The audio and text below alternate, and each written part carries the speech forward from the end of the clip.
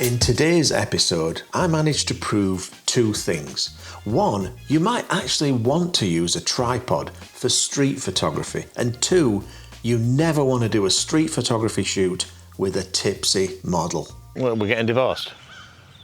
But before we get into it, this is usually the point where I would mention my video's sponsor, but I don't have one. What I do have is my book, Stories Within Stories. So if you wanted to help support this channel, you can order your own signed copy, which I will ship directly to your door. If you're interested, there's a link in the description below. Right, let's crack on with this adventure, which begins quite civilized, but ends in shambles. The competence juice was fantastic, the bacon and cheese croissant was lovely, but Amanda's beverage looked like snot in a cup. I do not approve. And then we were straight on to the first shoot of the day. It's already a brilliant day because we've had a fantastic breakfast and now we're at Boone Hall Plantation. Just look at that tree tunnel. Unbelievable. The light is actually quite stunning right now. I think we've arrived just at the right time.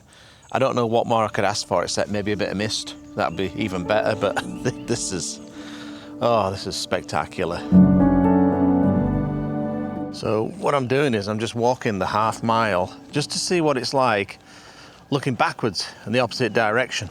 But I really like this halfway section here because there's a branch that a bough that just stretches out almost to the edge of the road here. Look at this. You can just see it on the left. I love that. And then now, as you can see, I'm walking backwards. I'm just flip the camera around and you can see what it looks like in the other direction. So really, either direction is looking spectacular right now just because the sun is nice and low and it's hitting that canopy. I think we've got shots either way, which is a nice position to be in.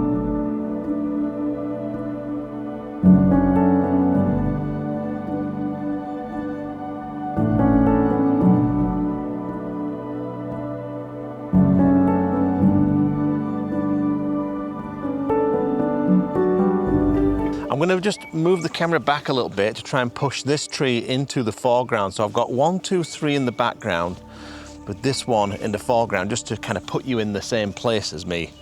I think that's going to work. Let's try it.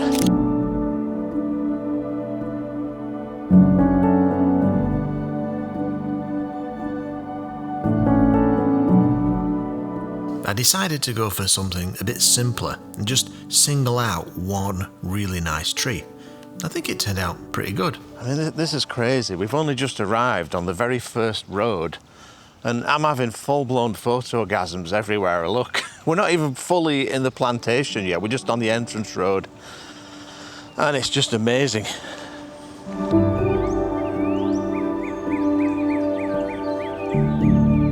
So the reason why I'm not showing you the back of the camera and talking you through my compositions is because I'm in a bit of a rush, right?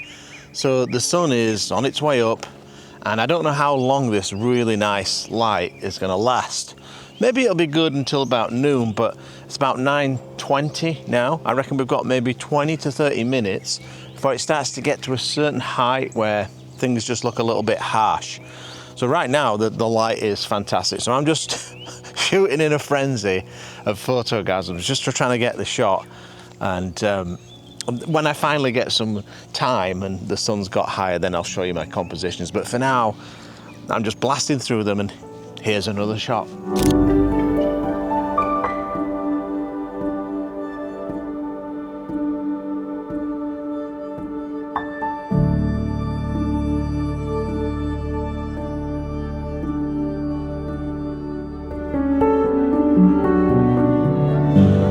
One thing that I really wish I could share with you is the smell of this place. There's no smell-o-vision, but if there was, you'd be loving this right now. This is probably one of the nicest smells. You know what it kind of reminds me of? It kind of reminds me of the bayou in Texas, out in the swamps. You would think swamps would stink, but it didn't. It smelled gorgeous, and it smells a lot like this. Oh, if only I could bottle that, I'd be a rich man. As always, Amanda had to go exploring and get down amongst the chiggers. You're very special. Jason was wondering what the hell he was doing with us two. Well, I don't know about you, love, but I've been working quite hard for the last hour getting these beautiful shots. I think I've deserved another latte. I agree, and I've been working hard on finding our next wedding location.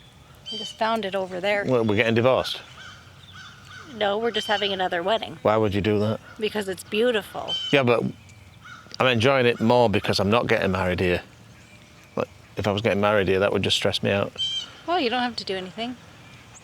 You can even just take pictures. But we're already married. We got married once already. Yeah, so. but we get married every 5 years. No, who's told you that nonsense? It's my rule. No, that's not a thing, and I didn't agree to that when we got married. Well, yeah, things change. All right, well, my new rule is that I have a shaved head every 2 weeks. Whatever you want. Whatever makes you happy. It's weird because, you know, it's a historic place. It's a plantation, so you know that back in the day there was slavery and probably some unpleasant things happened. But it's such a beautiful, tranquil, peaceful place. It's difficult to kind of marry those two things. The three of us decided to hop on the tour bus and get the full history of the park. We also took the guided tour of the mansion, but sadly, no cameras were allowed. After the tour, we strolled the gardens to see if we could spot any gators, but we just got cute birds instead. So it's been a long and hot day already. We've done some nice photography, and we've done the tourism thing and done the tour. That was quite enjoyable. But I'm quite hungry, so I think it's time for a bite of this Fifth Avenue before it melts again. It's just on the edge of melting, so I'm going to give you my verdict on that. But before we get into that, I thought I'd just have a quick read of Stories Within Stories by Gavin Hardcastle. What do some people say about this book, love? That it's the worst book. Sorry, what? No, people with brains, what do they say? Oh, that it's the worst book. Some people say it's the best landscape photography book ever written. I don't know about that, but what I do know is there's a link in the description below, plus a QR code here for your telly box. Let's eat this chocolate bar. Okay, it's only been out of my camera bag 2 minutes and it's already liquidizing. Oh, Crunchy. surprisingly crunchy. I quite like it. Do you? Yeah. Fifth Avenue, almost completely melted. It's a hit. If we were at home, that'd be completely frozen. Yeah, you'd be smashing your teeth on it. After that, we went to Paige's Okra Grill, where we ordered smoked chicken wings. They contained enough salt to make the desert diabetic, but I've got to tell you, they were the best chicken wings I've ever had. My main course was a spicy chicken sandwich with mac and cheese. Amanda had bass, rice and collard greens, and Jason had shrimp and grits. Oh, and of course, cornbread. Delicious. Now my chicken sarnie was so massive I could only eat half of it. And even as we were leaving, they were still giving us more food than we could possibly eat. Although, you know Amanda by now. Alright, so after a delightful morning at the Boone Hall Plantation, we're going to head into downtown Charleston in an area called Rainbow Row, and then we're going to basically just walk around Charleston, the city, and try and find some nice detail shots of the architecture, maybe even a little bit of nighttime street photography. Now, you do know that if you're going to do a bit of street photography, Jason, you've got to be very, very subtle so that people don't pay attention to you. So, of course, I've brought my hasselblad with a zoom lens and a tripod, just to be incognito. No one's going to notice you at all. No, what are you shooting with? I brought my 400-800. I thought I could be really stealthy with that. With the bazooka? Yeah, but it's wrapped in camo tape. Oh, so it's going to blend right in? Nobody's going to see it. Right. We're all set. So Jason drove us to downtown Charleston, where we parked up and then hit the tarmac. So this is probably one of the most famous streets in Charleston. It's called, well, it's East Bay Road, but it's called Rainbow Row because of these beautiful houses being painted all different colours. And I would imagine if you owned one of those houses, And if they started flaking paint or the colour faded, the city would probably be on you to fix it up real quick. I would imagine. If you know for sure, post a comment and let me know. But as nice as that is, it's not really what I'm looking for. What I'm looking for is the kinds of things I never shoot, which is small, intimate details. Let's see what we can find. So we got off the main drag and into the back alleys, and it didn't take long to find some shots.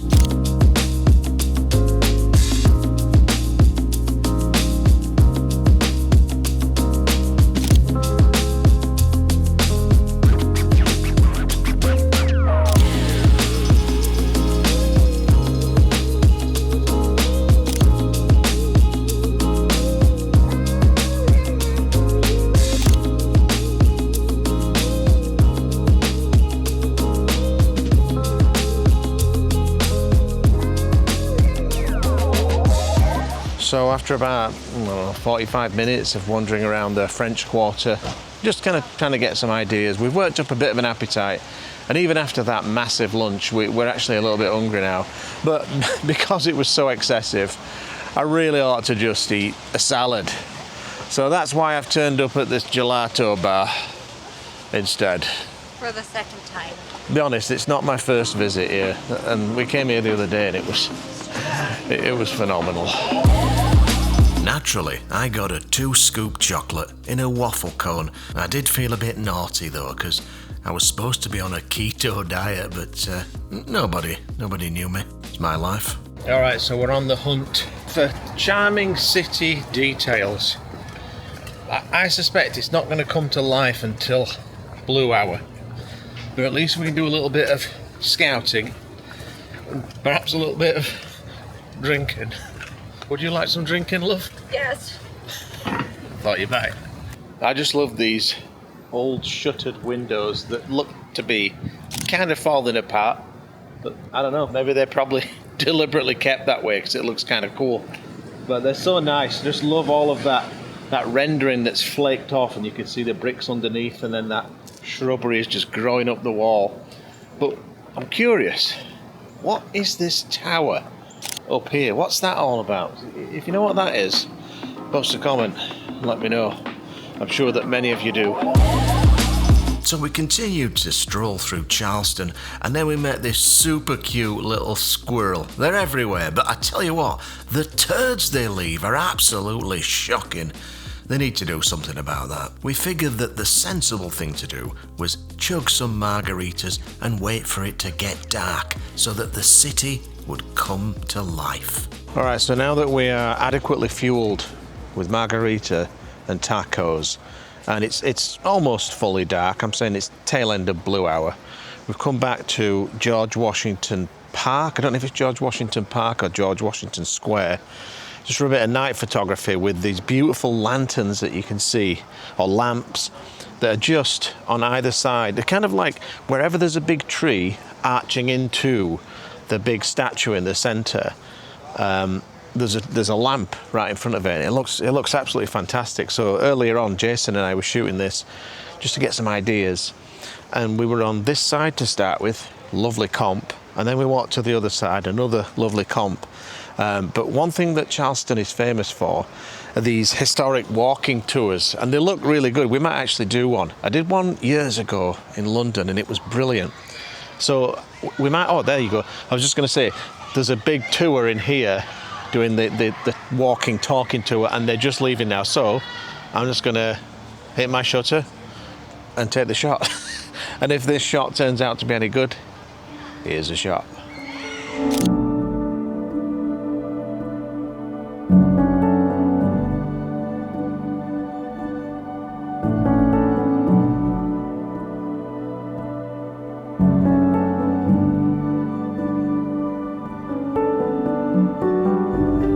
I'll be honest with you, by this point, we were a little bit smashed, and Amanda wanted a selfie. Amanda's just spotted this lovely staircase here with these gorgeous lamps. It's almost as if she wanted a picture of herself. So, guess what I'm having to shoot? I'm having to shoot a picture of Amanda, but it's quite inspiring. I really like it. This beautiful building and this staircase is gorgeous. The only problem I've got is that Amanda is really quite dark. There's no light. If I knew I was going to shoot this kind of image, I'd bring some lights, but this is what I've got to work with, so I'll try and make it work. So I've gone for a vertical here, and Amanda's just sat there at the bottom of the stairs. And I just love the placement of these two lamps, that reflection in that window, and the way that this staircase comes down to the bottom center of the frame. So I really like the composition, but look how dark Amanda is, right? Now, what I'm thinking is, if you look behind me, you see there's quite a bit of traffic.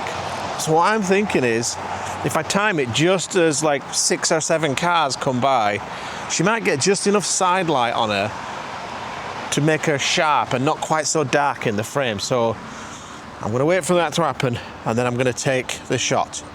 And if this turns out to be 2 out of 10, Here's a shot.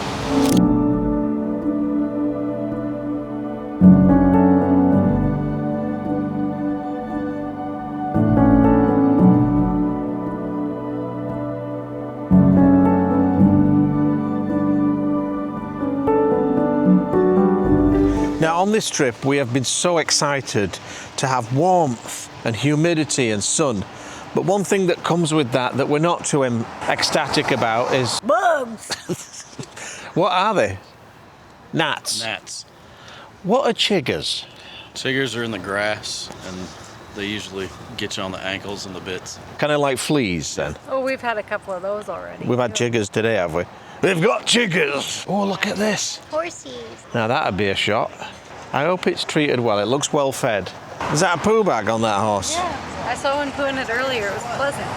That gives me a brilliant idea. Has anybody invented a human poo bag? That's called a diaper. Oh, right, yeah. Underwear. But has anyone invented an adult diaper? Yeah, they're called Depends. Oh, God.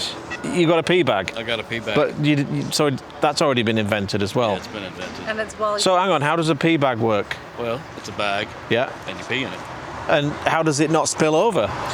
Well, that's the beauty. It has a Ziploc closure on the top, so even if it tips over, it's spill proof. And you have to have a tiny pecker. As you can see, she's had more than one margarita. This is what I'm dealing with. Well, you're not going to put that in. I just added that. Oh, that's going in. Good night. I just want to say a huge thank you to all of these Patreon supporters shown here. You really do make it possible for this channel to continue. And if you're interested in becoming a patron, I'll put a link in the description below. Thanks for watching. Bye-bye.